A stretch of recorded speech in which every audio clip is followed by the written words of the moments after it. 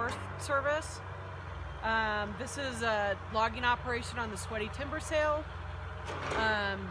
We're standing at a landing.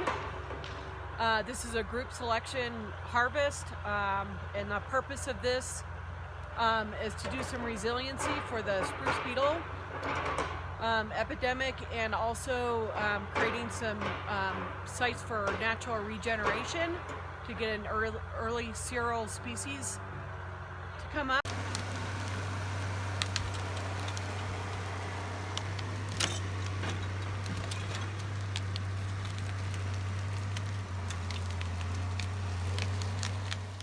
The spruce beetle tend to like the older trees, dense stands of spruce. They like the shaded areas. So there's a little bit of spruce beetle activity in here. It's not in the epidemic stage, but by thinning out the stands a little bit and taking out some of these older spruce, it helps from an outbreak. If there was some wind throw, the spruce beetle tends to like those older species where they have a hard time pushing out the beetle if they get attacked.